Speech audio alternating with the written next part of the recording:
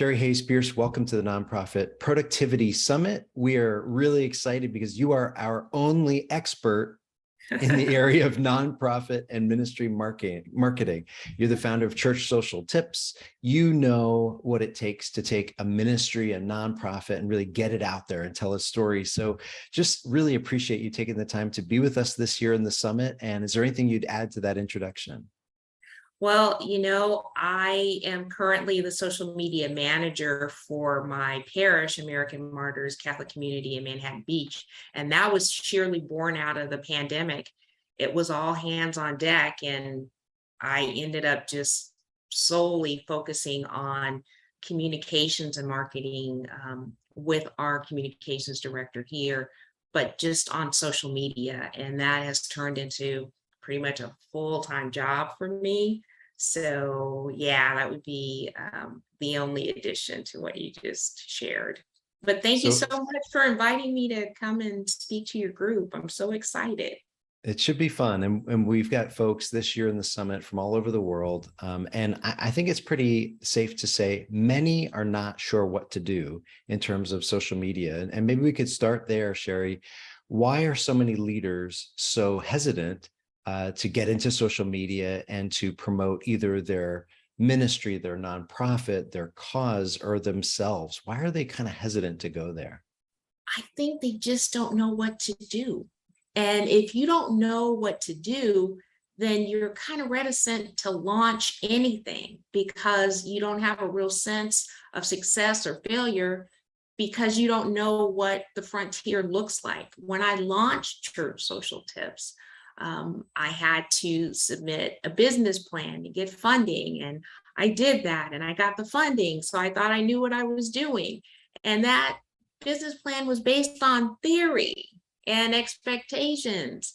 And then when I really launched, the reality hit, and it was nothing like what I submitted in that business plan.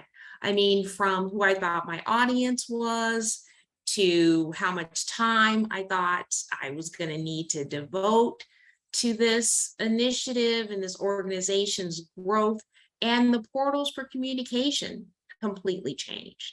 So I think number one, they just don't know what to do. And you can't really know what to do and how to market until you know who your audience is. And as I said, I thought my audience was one thing. And once I launched, it became something else. And the easiest way for you to start to get data, if you're not ready to do social media, is to do the old school mailing list. Create a mailing list and start sending things out where you could do like a free webinar. That was my first thing. I offered a free webinar and I got all these people who, showed up for the webinar, and not one bought what I was offering. And so I completely had to shift and pivot, and a lot of prayers to help me figure out which way to go. And that's really kind of how I launched my speaking career, because that's what I decided. I sat down with my husband and I said, I need to find out all of the Catholic conferences that they're having. And he was technologically challenged. He wrote them all down. He didn't even do a screenshot. I mean, he wrote them all down. And I contacted 5 a day for a month. So I reached out to almost 100 and I got 45 gigs. Wow. Right. So you have to be open to trying different things and open to what the Holy Spirit is calling to you to do and the direction to follow. Sherry, what would you say for a nonprofit leader who says, you know what, I'm going to sit this new fad of social media out? TikTok is hot, but it's probably going to be gone in 2 years. What do you say to that kind of a leader? Well, I say to that leader, it's not going away. In fact, they continue to add different ones. I remember 10 years ago when I was teaching social media for this company. It's actually a university, a division of university, skill path seminars. I was all over the country and Australia teaching social media. And I'd be on the road and Facebook would change what it looked like. So this was back in the days when you had like 50, 60 slides. So when I would get back to the hotel, because it was Monday through Friday, I was doing this, I'd have to change all my slides like so that they looked like what it looked like today. And people kept going, oh, it's going away, it's going away. So yes, some may go. Twitter may go. TikTok may go, because we've heard a lot from our US government even about not being on it. However, I think Facebook has proven time and time again that it's here to stay. Instagram, which is also an arm, and people don't get that, is an arm of Facebook, is hugely popular, and it became so popular because it was just pictures. People were just sharing pictures, and beautiful pictures. But it's an easy way for you to get information or follow people quickly. You can like or not like, but it's something that's easy to navigate. So we looked at during the pandemic, Zoom was the thing, but now it's the thing. People would prefer in many cases to do a Zoom than come in person for a number of reasons. If you look at in ministry, they're offering Zooms to parents like for confirmation or first communion prep, because the parents are so busy to get in the car and if I can just get in a room and turn on a Zoom, I can get this done. Mm-hmm. So a lot of people talked about cancel culture. It's really about a convenience culture. And you can do anything with your phone. And so I've seen a lot of different ways that organizations, whether it's a church or a nonprofit that is, for animals, or the Ukraine even. I mean, people have done incredible fundraising and drives to help the people of Ukraine using social media. Mm-hmm. So social media, yes, it has its downsides, but way more upsides in my belief for marketing, way more. And it's free. I love free. I'm just saying. Sherry, how about for the leader who so they take your advice and they say, okay, I didn't know what to do, but I attended the Nonprofit Productivity Summit and now I'm willing to learn what to do. Sherry gave me the green light to do that. Should they try to be someone they're not? Like, let's say they're not really funny. They don't have a natural sense of humor. Should they try to take on a different persona? How do they find that their own voice in terms of social media? So social media is all about authenticity. It's all about authenticity. No, you should never be someone that you're not. But what you can do is, again, you have to know your audience. So if you're a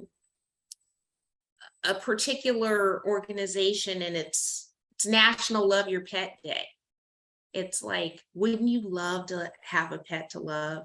Well, we have this many animals that we need to have adopted. You could be celebrating this day with your own pet. So come on down. So it's not about you knowing how to dance, because people are like, oh, TikTok, I gotta learn. No, that's not what you're gonna do. Oh, you gotta tell jokes. No. And especially if you're not good at telling jokes, if your timing's not well, people are gonna dump out. So you have to be able to be authentic, but also know what your audience wants from you or needs from you that you can share in your social media. I also focus for my parish on liturgical calendars to figure out what to share. For instance, last week we had All Saints and All Souls, but in our parish, we have a tradition of doing a Mass of Remembrance.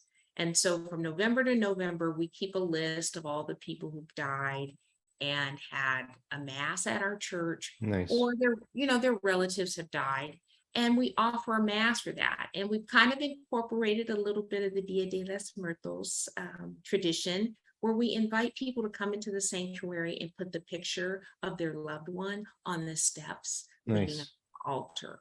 Yeah. So that is like something that's really beautiful and important to our parish life here. So I will capture a picture of all those pictures up on the altar tonight, and I will share that on our social media. And we will get incredible engagement because of it. Sometimes that leader doesn't have to put their face. Maybe they're like, I don't think I'm attractive. I hate to look at my face. I look too old. Okay, that's fine. So what you can do is just take pictures of things that convey the message that you want to share. So for instance, if you're a Jesuit priest and you're walking on campus and you see the statue of St. Ignatius of Loyola and you put your hand on it, he inspires me every day. That's fine. So you just have to be a little bit innovative. And what is going to grow your following is that authenticity. And I have to tell you, if you did it for a period of time and nobody saw who you were, and like maybe you showed half of your face, and then you showed the whole face, that would get a lot of engagement, because it's like, what does he look like? Or what does she look like? Or what do Right. they look like? What does the Right. team look like? So you don't have to start with just putting your face out there. You can start very slowly and then make it kind of a mystery. That's a cool marketing tool or tack or strategy. So yeah, they don't have to. Please don't be somebody that you're not. Please don't be that guy. Please don't be that girl. Please don't be that guy. Yeah. I mean, Please it's don't a be that big girl. it's a big planet, so you don't have to be Justin Bieber. Just be yourself, No, just and be that's really yourself. fine. Yeah. And I have to tell you, I have a sister who's 18 years younger. And then I have a dear young woman who is here at the parish, and she's getting involved in a lot of ministries. And she calls me out. She's like, Sherry, that you just did right there, that was such a gray hair move. I said, it was? And she's like, yeah. And then she tells me why. And I'm like, oh, okay. And then, so she's training me. So what is hot right now in terms of social media? I mean, TikTok, that's pretty hot. Is Facebook still hot? Instagram, like what's hot right now? It's not, Facebook's not hot. It just is. It's just Facebook. And I just heard this morning, sadly, the metaverse, I think, was really hot. It's really kind of taking off. In fact, the Vatican has created a metaverse for an art gallery that they are going to be launching, I believe, at the beginning of the year. So this alternate reality of metaverse, I think it's still a thing. I just don't know that Facebook is going to be the leader. I kind of like the metaverse specifically for college campuses, because I think in the metaverse, they could create their own church. And I'm not saying to go to the church, but as part of the young adult experience, maybe they create one, and it can help them to understand. We just celebrated St. Charles Borromeo's feast day. And I don't know if you know, he was literally the architect in designing what a Catholic church should look like. I didn't know that. And so it's important for people to understand why our churches look the way that they do versus a Protestant church or a Pentecostal church, or that these newborn Christian churches, they can show up in an arena. The Forum was a church for a while. The Forum here is this big stadium. And I remember this church, Faithful Central, bought it. And I thought, really? That's the church? But as a Catholic, we have very specific things that have to be in a Catholic church for it to represent it to Catholic Church. One of the things I'm super excited about is I took this class over the summer at LMU about Vatican II and why it happened and what it meant for us to be fully participatory in the Mass. That's what it was designed for. And I think I learned more about why we have to have music and why the church has to have a tabernacle and that they're relics of the saints in our altars. You know, do you know what the relics are in your church? Right? I don't. So, Yeah. so I think that that would be a cool and fun way that they could get into to design a church and also get that feedback from them. What would else would you like to see in the church? I mean, here at American Martyrs, we're pretty progressive. We have liturgy screens now, and many churches are just using walls to project things. But that's where it's going. And so I wrote a lot of papers over the summer about my experiences because we had to go to different churches virtually to write papers about the experience and what took from the experience, what added to the experience, and so on and so forth. So I really like the metaverse. I think that's super hot. TikTok is very hot, but again, if these undertones from our government shut it down, then it will be gone. Second is there's two other ones that I'm just learning about: Discord and Twitch, which are streaming formats. And, you know, sadly, we've heard of late some of these shootings at the schools that they have put the actual event up on Twitch. So it's good to know what these platforms are and that they exist. But it depends on your audience if they're going to work for you. Now, if your audience is gamers, Twitch is the way to go. You know, if you have a lot of gamers, and, you know, a lot of people poo-pooed gaming.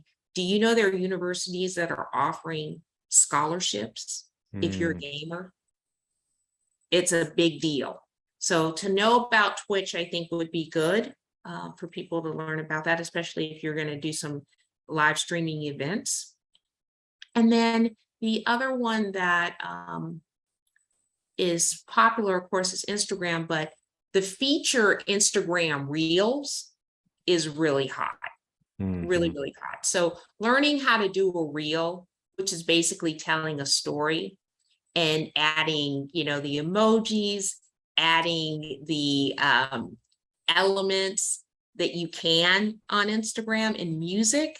Oh, it's like the thing. I mean, and when I get caught up into it, I just, oh my goodness, I'm like, oh yeah, I'm looking for this song. And, you know, it becomes like this super production that I create on Instagram that's going to last 24 hours. It's a lot of work, but it's a lot of fun and you get a lot of engagement. So yeah. So those are the ones that are super hot right now.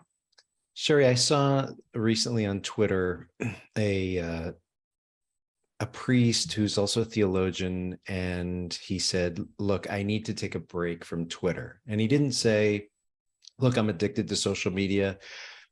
But I think to a person, most people would probably say he was addicted to social media. I mean, he was just on it so much, you know, and it was interesting and thoughtful, but still a lot of time, you know. And so he just kind of came out and he said, look, I just need to take a break. You know, I'm really exhausted and I need to kind of reassess my relationship with social media. So love to hear your thoughts on that in terms of we want people at the summit to feel the green light to use social media to promote their nonprofits, to tell the story of the behind the scenes and really get people to participate in that story. But is it possible? Well, I think I know the answer. I mean, it is possible to become addicted to social media.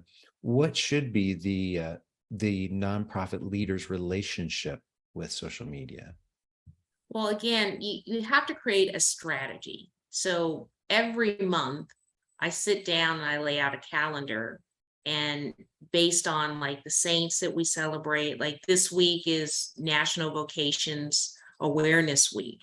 Um, and also fold into that what's happening with your nonprofit. Are you hosting an event? Um, is there, National Day of that relates to what you're doing, and share on those days. That does not mean you have to share every day. Certainly, I'm a very busy person. And when I first launched, I was on every day. Every day I had a plan for what I was going to post. But then as I started to get busy, my personal social media just nosedived. There were times where I was like, oh, I'm speaking at this, and I would make sure, oh, I got to take a picture or whatever. And things got so busy, I would forget because I was focused on what I was doing. And that's, what you have to do. So you have to have a plan for how often you're going to share. One of the things I do with one of the parishes I work with, so I work with American Martyrs Catholic Community, but I also work with St. Monica's in Mercer Island, Washington. And what has been really popular is for me to listen to their priest's homily every Sunday. And I lift a quote out of it.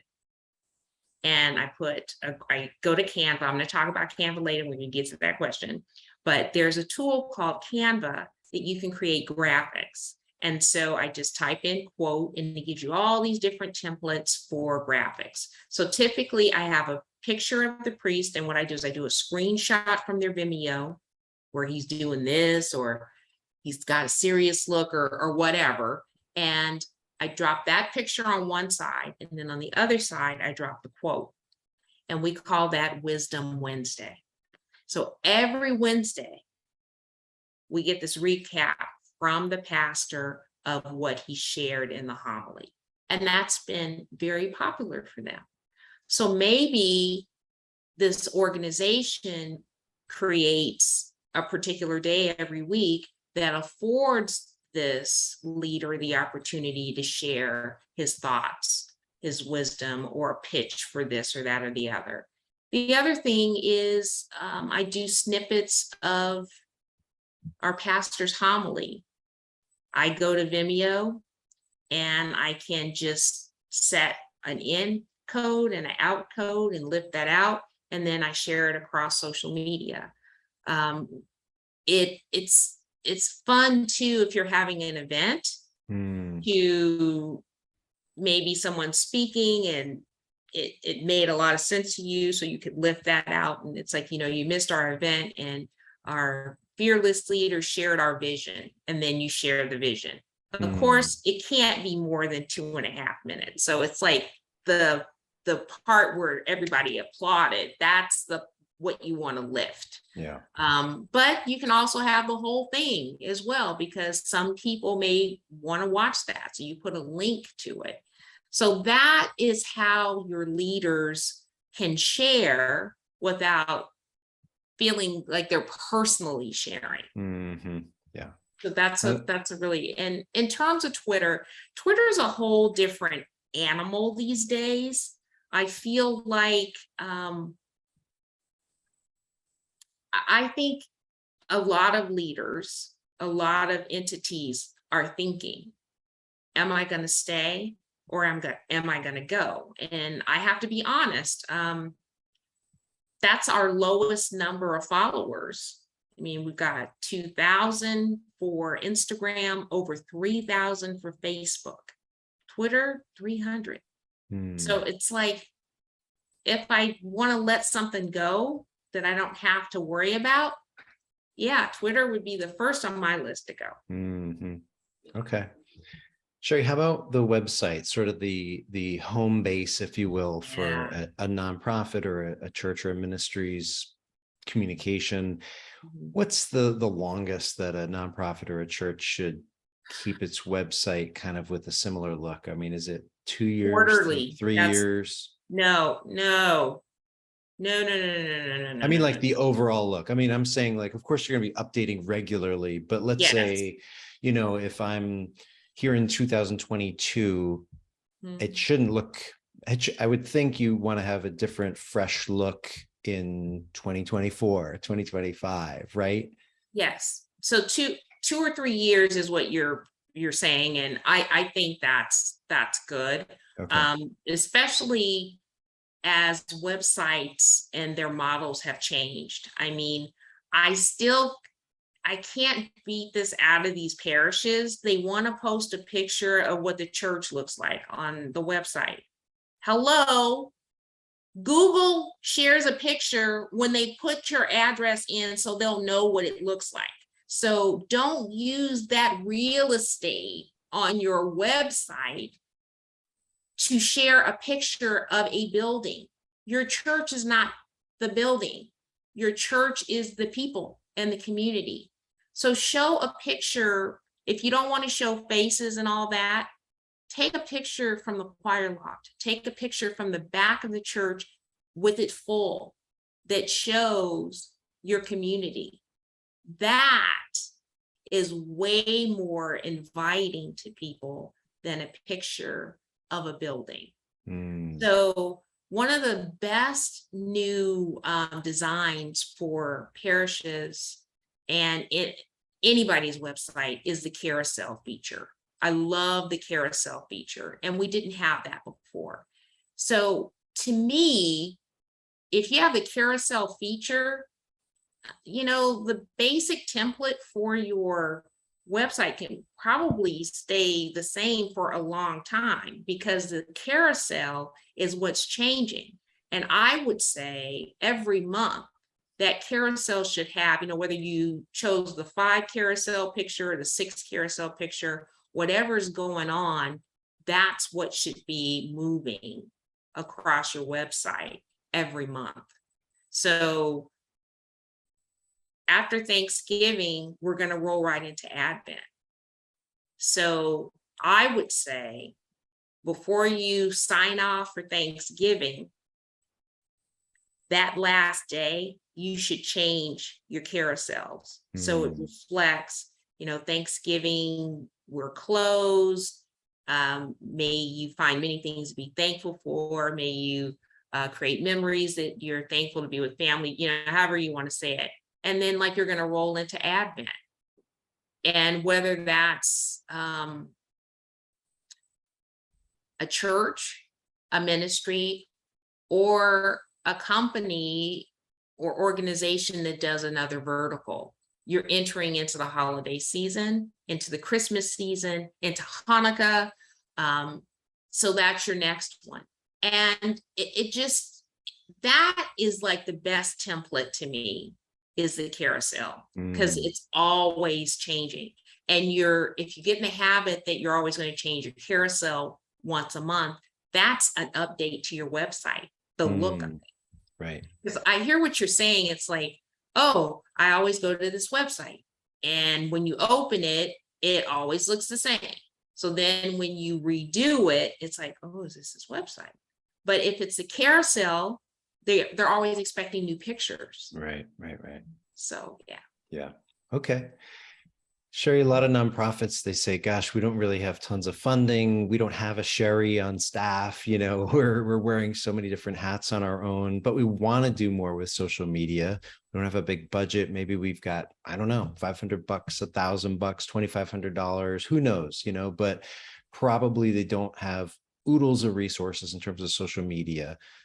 So you mentioned Canva earlier. I've been using Canva for, I think, 10 years now, which is amazing. Right. And I can't imagine really not using it. I mean, it's a daily tool that I use. So talk about Canva, talk about some other just low cost resources that really almost any nonprofit could use. So I have to tell you, when I launched your social tips, you're like, oh, if you have 500, you have 1,000, 2,500. Didn't have it. And like I said, I had to actually get a business loan, like to launch my business, because my husband was like, we're not dipping into the 401k. That's just not happening. So I didn't have a whole lot of money. So the first thing I did, like I said, is I launched the Facebook page and I paid the extra money because you could say, I want this many followers. So they would know how many people to send it out to. And I put like Bishop Barron, I put the Vatican, I put all these different things that would draw Catholics. And I got 1,500 pretty quickly. And I remember I launched it the week I was going to Disney World. So I had to like load all my posts ahead of time because I did not want to have to worry about that while I was there. So one of the tools that I used to do that is Later. So that checks two boxes. Later's like $29 or something a month, something like that. You can load up to 3 social media sites to that for you to schedule them. So in terms of not having me, it would be you. You would figure out for the week, these are the posts I want to do. You create them in Canva. Canva is a graphic designer on steroids. I could not afford Adobe, could not afford it. And oh my goodness, do you see how expensive Adobe is now? And I used to use Hootsuite. Hootsuite, when it started, it was like $9.99 a month. When I got that invoice, because it was the, one that they just did it every year, and it was like $2,500 I'm like, I'm done. So Canva has been just a godsend for graphic designs. They just added videos. So I've like been creating videos on it. It also does websites now. Did you see that? No. They do websites now. They do newsletters. They do flyers. My husband died almost 19 months ago. I did his program for his funeral on there. I mean, Canva is just a godsend for any marketer who's just getting started, who doesn't have staff, that you can create your own social media post, your own flyers, your own marketing pieces, and they look, wouldn't you agree, Mike? Very amazing. Very polished. And incredible. They even have they have video that you can use to drop into your videos, already loaded, already vetted, and it's pictures. Amazing. So you don't even have to go to Unsplash or Pixels or everything's in one place. So Canva is definitely a go-to for me. The other thing, if you do want a person, you do kind of want that younger person involved, you can go to your local university's MBA programs. And each one of those programs has an element of social media now. I don't know if you know that. I've spoken at a number of different universities where they have me come in and we like do an activity and they like build marketing for a different company. I'll give them like a well-known company and say, okay, build a marketing campaign around this, and they do it. And so they need to have an internship where they work with a company and help them to build a campaign. So that's a great way for you to get the help that you need and help them get the units that they need and the credits that they need to finish their MBA. So that's what I would suggest for that. I like that too, because you're also marketing that university about your nonprofit, and you're building a relationship, and that's a win-win all around. So I love that. Yeah. Later.com is a great resource. Canva, local grad programs. There are ways. And I think, I would encourage all nonprofits in your strategic plan, just make sure if you don't have a communication section of your strategic plan, that maybe you embed communication strategies within sections of a strategic plan, because we can have the greatest ambitions and ideas, but if we can't communicate them in ways that, like you're saying, our audience really loves, then or relates to, then we're really kind of missing the mark, and it's a missed opportunity. So Um, I love this, Sherry. I could talk marketing all day because I just think it's so important for nonprofits. And it's just we're giving our stakeholders the opportunity to do Yes. some good with their time, some good with their financial resources, whatever. But we really are giving them an opportunity to do something good besides binge watch, a show on Netflix or go to Target or like we're actually giving our stakeholders something that really matters. And I think that's why, for me, communications is so important because it helps us do more good. It helps our nonprofits have a greater impact.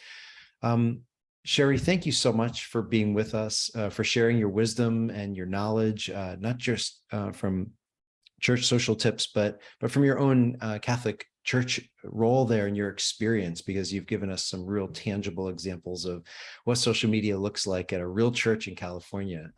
How can folks find out more about you and be in touch with the good work that you're doing? Well, I think my LinkedIn page is probably the best, and it's just Sherry Hayes-Peirce. If you just type that in the search, I always pop up. Sadly, my website needs a makeover, so I'm not sending anybody over there these days. But if you Google me, you find so many examples of the work that I've done over the years.